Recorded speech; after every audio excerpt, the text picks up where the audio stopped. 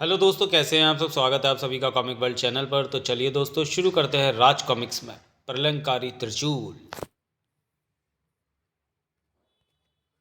प्रलंकारी त्रिशूल। कहानी शशि भूषण शलभ, चित्रांकन दिलीप कदम, जयप्रकाश जगताप, संपादक मनीष चंद्र गुप्त। सुरसा नगर के दैत्य राजा त्रिंकटकासुर ने भगवान शिव की वर्षों तपस्या करके एक अद्भुत त्रिशूल प्राप्त किया था। उस त्रिशूल के प्राप्त करते ही दैत्यराज त्रिकंटकासुर ने अपने राज्य को विशाल साम्राज्य बनाने के लिए शाक्य नगर के राजा अहिनक के पास अपना दूत भेजा। सुरसा नगर के दैत्यराज त्रिकंटकासुर ने यह संदेश भेजा है कि हमारी अधीनता स्वीकार कर लो या फिर हमसे युद्ध के लिए तैयार हो जाओ। नहीं, हम दैत्यों की अधीनता कभी स्वीकार नहीं करेंगे। अपने दैत्यराज से कहना, हम युद्ध में लड़कर वीर गति पाना अधीनता से श्रेष्ठ समझते हैं। हम युद्ध के लिए तैयार हैं। उधर जब सुरसा नगर में लौट कर उस दूत ने दैत्य राजा त्रिंकटकासुर को सूचित किया तो हम अहिनक को चींटी की तरह मसल कर उसके राज्य को अपने इस अद्भुत त्रिशूल से जलाकर राख बना देंगे। सेनापति, हम कल ही शाक्य नगर पर आक्रमण करेंगे। अगले दिन थोड़े से दैत्य सैनिकों के साथ त्रिकंटकासुर ने शाक्य नगर की ओर प्रस्थान किया। शाक्य नगर के राजा अहिनक ने भारी सेना के साथ युद्ध भूमि में बाणों की वर्षा से उसका स्वागत किया। ओह, इन तिनकों की वर्षा करके शायद अहिनक मुझ पर विजय पा लेने का सपना देख रहा है, लेकिन मैं अभी उसका सपना जलाकर राख कर दूंगा। और तभी त्रिकंटकासुर ने भगवान शिव के उस अद्भुत त्रिशूल से अहिनक की सेना की ओर प्रहार कर दिया। शू शू। और देखते ही देखते उस त्रिशूल ने महाकाल का तांडव कर दिया। चारों तरफ सैनिक भयंकर आग की लपटों में घिरे हुए थे। आग आग बचाओ आ! कुछ ही देर में उस अद्भुत त्रिशूल ने राजा अहिनक व असंख्य सैनिकों को जलाकर राख कर दिया। और फिर दैत्यराज त्रिकंटकासुर ने शाक्य नगर में प्रवेश करके नगर में कहर बरपा दिया। बचाओ, माँ हाय! पूरे नगर का सर्वनाश करके त्रिकंटकासुर वापस लौट आया। कुछ ही समय में त्रिकंटकासुर ने उस अद्भुत त्रिशूल की सहायता से विशाल साम्राज्य स्थापित कर लिया था। उस त्रिशूल के कारण कोई राजा उसके सामने सिर नहीं उठा सकता था। चारों ओर उसका आतंक फैलता जा रहा था। हा हा हा हा हा हा। अब इस पृथ्वी पर हमसे बड़ा राजा कोई नहीं होगा। सबको हमारा दास बनकर रहना होगा। दैत्यराज त्रिकंटकासुर की जय हो। दैत्यराज त्रिकंटकासुर की बहन राजकुमारी कौशंबी के सौंदर्य की चर्चा दूर दूर तक फैली थी। हर कोई उसे देखते ही मंत्रमुग्ध होकर रह जाता था। एक दिन कौशंबी अपने रथ पर सवार हो जंगल में सैर के लिए निकली। बहुत देर तक कौशंबी जंगल में अपना रथ दौड़ाती रही, और जब वह रथ दौड़ाते हुए बहुत दूर निकल गई तो उसने घोड़ों की लगामें खींची। ओह, जंगल में बहुत दूर निकल आई, अब घर लौटना चाहिए। यह सोचकर उसने रथ को नगर की दिशा में मोड़ दिया। काफ़ी देर चलने के बाद जब वह नगर के समीप पहुंची ही थी कि उसने सामने से एक रथ को आते हुए देखा। कौन हो सकता है इस रथ में? रथ तो शाही दिखाई देता है। कहीं भैया ने किसी को मुझे खोजने तो नहीं भेजा है? और जब रथ उसके समीप आकर रुका तो वह रथ में बैठे दैत्य को देखकर चौंक पड़ी। राजकुमारी, रथ रोको। मेरा नाम प्रबलंबासुर है और मैं पांचाल राज्य का राजा हूँ। तुम्हारे भैया दैत्यराज त्रिकंटकासुर ने तुम्हारा विवाह मुझसे निश्चित किया है। मेरा विवाह और तुमसे? नहीं, कभी नहीं। मैं तुम जैसे बदसूरत दैत्य से कभी विवाह नहीं करूंगी। राजकुमारी, विवाह तो तुम्हें किसी दैत्य से ही करना पड़ेगा, लेकिन तुम्हें मुझ जैसा शक्तिशाली राजा और नहीं मिलेगा। तुम्हारे भैया ने आज ही ये संबंध निश्चित किया है। तभी कौशंबी ने कंधे से धनुष उतारकर उस पर एक बाण रखा। मेरा विवाह मेरी इच्छा से होगा, भैया की मर्जी से नहीं। चले जाओ यहाँ से, और फिर कभी सुरसा नगर की ओर आंख उठाकर भी नहीं देखना, नहीं तो मैं तुम्हारा चेहरा और बदसूरत बना दूंगी। अगले ही क्षण कौशंबी ने बाण चला दिया। बाण प्रबलंबासुर के सिर के पास से गुजर गया। राजकुमारी, तुम्हारी इस घृष्टता का उत्तर मैं भी तुम्हें दे सकता हूँ, लेकिन तुम्हारे भैया की बात सोचते हुए कुछ नहीं कहना चाहता। ओह, तुम अभी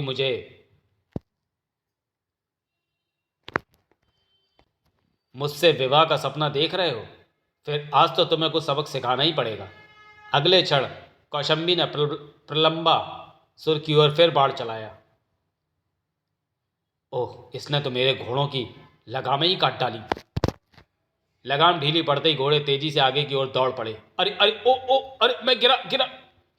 मुझसे विवाह करने चला था बदसूरत दैत्य, और वह बड़ी मुश्किल से अपने को नीचे गिरने से बचा पाया। बहुत बदतमीज़ राजकुमारी है। एक बार इससे मेरा विवाह हो जाए, फिर मैं इसका सब गुस्सा ठंडा कर दूंगा। उधर कौशंबी ने महल में पहुंचते ही अपने भाई त्रिकंटकासुर के कक्ष में प्रवेश किया। आओ कौशंबी, आओ। हम तुम्हारी ही प्रतीक्षा कर रहे थे। लो पहले मिठाई खाओ। नहीं, मैं नहीं खाऊंगी। पहले आप मेरी बात का उत्तर दीजिए। आपने प्रलंबासुर से मेरा विवाह मुझसे बिना पूछे क्यों निश्चित किया है? अच्छा, तो हमारी छोटी बहन आज हमसे इस बात पर नाराज़ है। कौशंबी, आखिर कभी तो हमें तुम्हारा विवाह करना ही था। प्रलंबासुर बहुत शक्तिशाली और बहुत बड़े राज्य का राजा है। चाहे उसका राज कितना ही बड़ा क्यों ना हो, चाहे वह कितना ही शक्तिशाली हो, लेकिन मैं उस बदसूरत से कभी भी विवाह नहीं करूंगी। कौशंबी की बात ने त्रिकंटकासुर को चौंका दिया। यह क्या कह रही हो कौशंबी? हम प्रलंबासुर को विवाह का वचन दे चुके हैं। अब वो जैसा भी है तो मैं उससे विवाह करना पड़ेगा। नहीं, मैं उससे कभी विवाह नहीं करूंगी। मैं अपनी मर्जी से विवाह करूंगी। नहीं, तो मैं हमारी मर्जी से और प्रलंबासुर से ही विवाह करना पड़ेगा। आज से तुम कहीं बाहर नहीं आओगी। विवाह होने तक इस महल में ही कैद रहोगी। कौशंबी गुस्से से पांव पटकती हुई जाने लगी तो त्रिकंटकासुर की पत्नी ने कहा, कौशंबी, अपने भैया की बात मान लो। वह तुम्हारे भले के लिए कह रहे हैं। मैं भी अपना भला बुरा अच्छी तरह जानती हूँ। मैं अपनी मर्जी से विवाह करूंगी, मुझे कोई नहीं रोक सकता। अभी वह कक्ष के दरवाजे को पार करती कि त्रिकंटकासुर ने कहा, कौशंबी, अगर तुमने प्रलंबासुर के अलावा किसी दूसरे से विवाह किया तो हम उसे जीवित नहीं रहने देंगे। और उस रात बहुत देर तक कौशंबी को नींद नहीं आई। वह बिस्तर पर पड़ी हुई सोचती रही, चाहे कुछ भी क्यों ना हो जाए, मैं उस बदसूरत प्रलंबासुर से विवाह नहीं करूंगी। लेकिन भैया किसी दूसरे से मुझे विवाह करने नहीं देंगे। उन्होंने मुझे महल में कैद कर रखा है। 1-2 दिन में ही वह मेरा विवाह कर देंगे। और तभी उस बदसूरत प्रलंबासुर से विवाह की कल्पना करके कौशंबी बुरी तरह चौंक पड़ी। नहीं नहीं नहीं, मैं प्रलंबासुर से कभी विवाह नहीं करूंगी, कभी नहीं। मैं मर जाऊंगी, आत्महत्या कर लूंगी, लेकिन उस बदसूरत दैत्य की दुल्हन नहीं बनूंगी। आधी रात को कौशंबी ने खिड़की से एक रस्सी बांधकर नीचे लटकाई और फिर रस्सी के सहारे नीचे उतरकर वह रात के अंधेरे में एक घोड़े पर सवार होकर भाग निकली। कुछ ही देर में तेजी से घोड़ा दौड़ाती हुई कौशंबी बहुत दूर निकल गई। नदी किनारे पहुंचकर वह घोड़े से उतरी और फिर नदी की ओर चल दी। उधर नदी किनारे बनी एक कुटिया में घोड़े की हिनहनाहट सुनकर युवा सन्यासी मित्र वसु की नींद खुल गई। इतनी रात गए इस घने जंगल में घोड़े की हिनहनाहट? कौन आया है? कहीं कोई रास्ता भटक कर तो नहीं आ गया? यह सोचकर मित्र वसु कुटिया से बाहर निकला। घोड़े से उतरकर कोई नदी की ओर जा रहा है। ऐसा लगता है वह कोई युवती है। उधर कौशंबी नदी किनारे एक ऊंची चट्टान पर पहुंच चुकी थी। अब मैं एक क्षण भी जीवित नहीं रहूंगी। उस बदसूरत दैत्य से विवाह करने से तो, लेकिन इससे पहले कि कौशंबी नदी में कूद पाती, यह क्या कर रही हो? मरना चाहती हो क्या?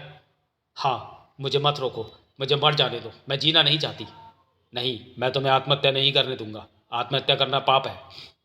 अगर मैंने आत्महत्या नहीं की तो मेरा भाई एक बदसूरत दैत्य से मेरा विवाह कर देगा। मुझे छोड़ दो। अचानक मित्र वसु कौशंबी के मस्तक को देखकर चौंक उठा। ये तुम क्या अनर्थ कर रही थी देवी? तुम्हारे मस्तक की रेखाएं कह रही हैं कि तुम्हारी कोख से जन्मा बालक भविष्य में पृथ्वी को एक बहुत बड़े पापी के बोझ से मुक्त करेगा। नहीं महर्षि, ऐसा कभी नहीं हो सकता। मैं सुरसा नगर की राजकुमारी कौशंबी हूँ और मेरा भाई प्रलंबासुर दैत्य से मेरा भाई विवाह करना चाहता है, लेकिन मैं उस बदसूरत दैत्य से विवाह नहीं करना चाहती। तुम किसी दूसरे सुंदर दैत्य से विवाह क्यों नहीं कर लेती? यदि मैं किसी दूसरे से विवाह करूंगी तो मेरा भैया उसे जीवित नहीं छोड़ेगा। इस पृथ्वी पर कोई ऐसा वीर नहीं जो मेरे भैया त्रिकंटकासुर की इच्छा के विरुद्ध मुझसे विवाह कर सके। निश्चित ही पृथ्वी पर ऐसा कोई वीर शेष नहीं जो शिव के अद्भुत त्रिशूल की शक्ति से टकरा सके। लेकिन मैं लोक कल्याण के लिए यह कार्य अवश्य करूंगा। मैं तुम्हें अपनी अर्धांगिनी बनाऊंगा। बोलो, क्या तुम मुझसे विवाह करोगी? हाँ, मैं आपसे विवाह करके अपने को सौभाग्यशाली समझूंगी, लेकिन महर्षि, मेरा भैया आपको जीवित नहीं छोड़ेगा। तुम इसकी चिंता मत करो कौशंबी। मैं तुमसे विवाह करके तुम्हें यहाँ से इतनी दूर ले जाऊंगा जहाँ त्रिकंटकासुर कभी तुम्हें ढूंढ नहीं सकेगा। सच महर्षि? यह कहते हुए कौशंबी का चेहरा प्रसन्नता से दमक उठा और पलकें लाश से बोझिल होती चली गई। पास के एक प्राचीन मंदिर में जाकर दोनों ने विवाह कर लिया और फिर दोनों वहाँ से कहीं दूर छिपकर रहने के लिए चल दिए। उधर जब प्रातःकाल एक दासी कौशंबी को जगाने उसके शयन कक्ष में पहुंची। राजकुमारी जी उठिए, सुबह हो गई। अरे राजकुमारी जी कुछ बोलती क्यों नहीं? क्या बात है आज? और जब उसने चादर को हटाया तो बुरी तरह चौंक पड़ी। अरे राजकुमारी जी कहाँ गई? मुझे तुरंत दैत्यराज को ये खबर करनी चाहिए। तेज कदमों से चलती हुई दासी दैत्यराज त्रिकंटकासुर के कक्ष में पहुंची। दैत्यराज, राजकुमारी जी अपने कक्ष में नहीं है। क्या कहा? कौशंबी अपने कक्ष में नहीं है? तो इसका मतलब वह भाग गई है। सेनापति को बुला कर लाओ। कुछ ही देर बाद दैत्यराज त्रिकंटकासुर सेनापति को आदेश दे रहा था। सेनापति, अपने सैनिकों को हर दिशा में दौड़ा दो। जहाँ कहीं भी कौशंबी दिखाई दे उसे तुरंत लेकर आओ। कौशंबी के लाने में यदि कोई रुकावट बने तो उसके टुकड़े टुकड़े करके फेंक दो। हम कौशंबी के लिए बड़े से बड़े राजा का भी सर्वनाश कर सकते हैं। महाराज, आप चिंता ना करें। उन सैनिकों के साथ मैं स्वयं कौशंबी को खोजने जाऊंगा। उसी दिन सैकड़ों दैत्य सेनापति के साथ कौशंबी की खोज में विभिन्न दिशाओं में निकल पड़े। कौशंबी को ढूंढते ढूंढते कई मास बीत गए, लेकिन वह कहीं नहीं मिली। आखिर निराश होकर सैनिक लौट आए। कौशंबी नहीं मिली और तुम हार कर लौट आए? नहीं नहीं, ऐसा नहीं हो सकता। उसे ढूंढ कर ही लाना होगा, नहीं तो तुम सबको मृत्यु दंड मिलेगा। जाओ, सब चले जाओ। कौशंबी के न मिलने से त्रिकंटकासुर बहुत गहरी सोच में डूबा था। कहाँ चली गई कौशंबी? पृथ्वी उसे निकल गई, आकाश ने उसे छुपा लिया, तो फिर वह कहाँ गई? मैं उसका पता लगा कर ही रहूंगा। उधर पहाड़ की गुफा में छिपकर रहते हुए कौशंबी ने एक सुंदर पुत्र को जन्म दिया था। दोनों उस बच्चे को देखकर बहुत खुश थे, लेकिन कौशंबी के हृदय में कभी कभी भय का एक कांटा चुभ जाता था। कौशंबी, अपना बेटा कार्तिक बड़ा होकर तुम्हारी तरह सुंदर बनेगा। मैं इसे बहुत शक्तिशाली बनाऊंगा, लेकिन मुझे भय है कि मेरे भैया कभी भी यहाँ आकर मेरे बेटे और तुम्हारी हत्या करके मुझे यहाँ से ले जा सकते हैं। नहीं कौशंबी, ऐसा नहीं होगा। और फिर मैं अपने बेटे को ऐसी शस्त्र विद्या सिखाऊंगा कि कोई उसे परास्त नहीं कर पाएगा। लेकिन फिर भी भैया का मुकाबला करना मेरे बेटे के लिए कठिन होगा। तुम इस बच्चे को कहीं ऐसी जगह छोड़ाओ जहाँ ये सुरक्षित रह सके। तुम ठीक कह रही हो कौशंबी। मैं शीघ्र ही अपने बेटे को अपने गुरु महर्षि उद्दंत के पास छोड़ाऊंगा। महर्षि उद्दंत कई महान शक्तियों के स्वामी हैं। ठीक है, वहाँ हमारा बेटा अवश्य सुरक्षित रहेगा।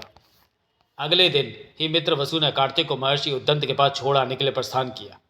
मैं कार्तिक को ले जा रहा हूँ कौशंबी, तुम यहाँ पर ठीक तरह से रहना। लंबी यात्रा करके एक दिन मित्र वसु महर्षि उद्दंत के आश्रम पर पहुंच गया। महर्षि उद्दंत के आगे उस बच्चे को रखकर मित्र वसु ने पूरी कहानी सुनाकर कहा, गुरुजी, त्रिकंटकासुर के भय से हम अपने बेटे को अपने पास नहीं रख सकते हैं। अब आप ही इसका पालन पोषण करेंगे। निश्चिंत रहो वत्स, तुम्हारे पुत्र को कोई क्षति नहीं पहुंचेगी। तुम्हारी गुरु माता अब इसका पालन करेंगे।